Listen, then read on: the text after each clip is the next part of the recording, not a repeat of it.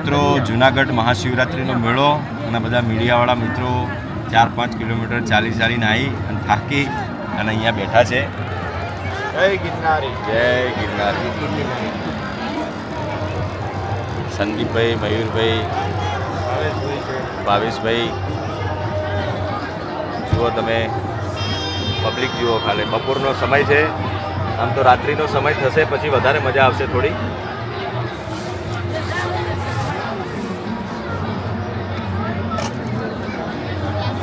ભાઈ કેવો લાગે તમને આ મેળો? મેળો બહુ સરસ છે. મીડિયાવાળાને તો સારો જ લાગે. મીડિયાવાળાને બિચારાને શું હોય, ગમે એટલી સુવિધા હોય તો ચાલવાનું જ હોય. છેલ્લે તો ચાલીને જવાનું, ચાલીને આવવાનું. 10 કિલોમીટર ચાલીને આવી જાય નીંદર. એકદમ યુઝ ટુ થઈ ગયા. અને મીડિયાવાળાએ અપમાન પણ બહુ સહન કરવાના હોય. તમે ગમે એને માઇક ધરી દો તો ઘણા લોકો તમને એવા પણ મળે કે હાલ ભાઈ નહીં દેવો ઇન્ટરવ્યુ. ઘણા લોકો પ્રેમથી એવું પણ કે ભાઈ અમારે કંઈક બોલવું છે એમ. પણ આ જૂનાગઢની પવિત્ર ભૂમિ પર મજા એ વાતની છે કે અહીંયા કોઈ નાત જાત વગર બધા જ લોકો મયુરભાઈ અહીંયા આવે છે. અને હું 3જી-4થી વાર કવરેજ કરવા આવ્યો છું એટલે મને બહુ આનંદ થાય છે અહીંયા. અને તમે જ્યાં સુધી ગ્રાઉન્ડ ઉપર જઈને રિપોર્ટિંગ કરો ને, સ્ટુડિયોમાં તો કરતા જ હોય, પણ ગ્રાઉન્ડ ઉપર જઈને તમે લોકોને મળો એની મજા અલગ છે. અને તમારું તો સાવ વતનથી નજીક છે અને તમારું સોશિયલ મીડિયા પેજ બહુ જોરદાર ચાલી રહ્યું છે ભાઈ, સ્વરાજ મીડિયા. સૌના આશીર્વાદ ગિરનારી મહારાજના. જયેશભાઈ, તમે કીધું 3-4 વખતથી તમે આ કરો છો. આ વખતે શું વિશેષ શું લાગે, નવું શું લાગે? વિશેષ તો એ છે મયુરભાઈ કે જે ગાડીઓ પર રોક લગાવી દેવામાં આવી છે તો લોકો માટે સારું છે. લોકો કયા લોકો કે જે બહારથી આવે છે એના માટે સારું છે, પણ સ્થાનિક લોકોમાં થોડી નારાજગી પણ છે કે ભાઈ અમારું શું એમ, રોજ રોજ તો ચાલીને આવવાના નથી. એટલે સ્થાનિક લોકો હતા એ પહેલા દિવસે કંઈક ગાડીઓ પર પ્રતિબંધ નહોતો એટલે બહુ ટ્રાફિક થયું ને એ લોકો દર્શન કરીને જતા રહ્યા. અત્યારે જે આ બધું ક્રાઉડ છે કે જે બહારથી આવતા લોકો છે કે જેમને ખરેખર ચાલીને ભવનાથ મંદિરમાં આવવું છે દર્શન કરવા, એ લોકોનું જ ક્રાઉડ છે. બાકી તો અહીંયા બધા ઘણા બધા સાધુ સંતો બેઠા છે, વલિયાઓ, ફકીરો બધા બેઠા છે. પણ થોડાક મને કડવા અનુભવ પણ થયા. મેં કાલ રિપોર્ટિંગમાં જતા તો 2 સાધુ મહાત્માઓ હતા.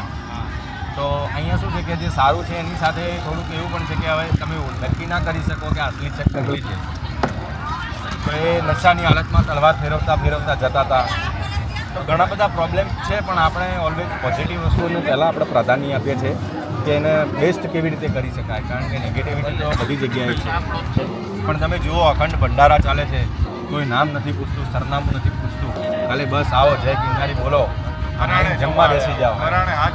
પરાણે જમવા બેસી જાઓ અને રાત્રિનો સમય થાય એટલે આખું જૂનાગઢ રોશનીથી જળહળી ઉઠતું હોય. સાક્ષાત જાણે અમને કૈલાસમાં આવી ગયા હોય એવું લાગતું હોય. અને આ દર્શન કરવા મયુરભાઈ જે લોકો આવે છે ને, તમે ઓબ્ઝર્વ કરજો, નાના લોકો છે. તો પૈસા અમીરવાળા લોકો તો આવતા હશે, આપણો વિરોધ નથી કરતા, પણ એમાં તમે 80% જે રેશિયો છે ને સાવ સામાન્ય લોકો છે. તો એમની શ્રદ્ધા, ભક્તિ, આસ્થા કેટલી બધી છે અને દૂર દૂરથી આવે છે. છેક રિક્ષા ક્યાં ઉતારે છે, ત્યાંથી ચાલતા આવે છે. જોકે આ વખતે 25 રિક્ષાઓનું આયોજન પણ કર્યું છે કે ભાઈ જે દિવ્યાંગ બાળકો હોય, સિનિયર હોય, લોકો માટે. હા, અને સારી વસ્તુ એ પણ છે કે આ બિચારા નાના લોકો છે. આ કેમેરો તમારો મને જ પકડી રાખે, ફેરવ કરું તો ભરતો નહીં. અહીં આવીને એની પિન ચોંટી ગઈ છે. પાછળ થોડો એનો મૂવ કરી દીધું થાય તો ઓકે. તો આ નાના લોકોને પણ રોજગારી મળી રહે. આડા દિવસે તો બિચારા જોડે બહુ ઓછા લોકો લેવા આવતા હોય, પણ એમના માટે આમ જોવા જઈએ તો મેળો જ છે જે કંઈ વેચાયું એ. કારણ કે આ બધા લોકો તો કેવા છે, શેર લાઈન શેર ખાવાવાળા હોય. એટલે એકંદરે સારું છે.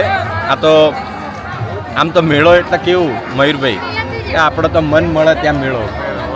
પણ તમે બધા આવ્યા, બધા મીડિયાના મિત્રો અત્યારે થાકીને આવીને બેઠા છે, બધા કેમેરાને બધું મૂક્યું છે અહીંયા.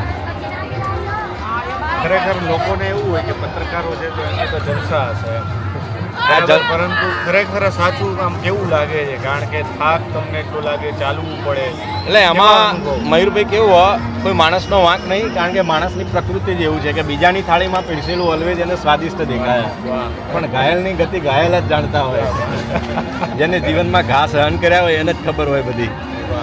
હા, કે આ મીડિયાવાળાની પરિસ્થિતિ કેવી છે કે મીડિયામાં હોય ત્યાં સુધી તમને બધા બોલાવો, પછી તમે છોડી દો. એટલે આ મીડિયાવાળા, મોટાભાગના મીડિયાવાળા છે કે બિચારા જોડે કંઈ એટલા પૈસાવાળા કરોડપતિ નહીં હોતા એમ, પણ ઠીક છે કે સ્વમાન સાથે જીવતા હોય છે, સ્વરાજ સાથે જીવતા હોય છે. ચલો, આભાર. ખૂબ ખૂબ આભાર. મયુરભાઈના કેમેરામાં બ્લોગ બનાવ્યો છે, ટાઈમસર મને મોકલી આપજો. ચોક્કસ.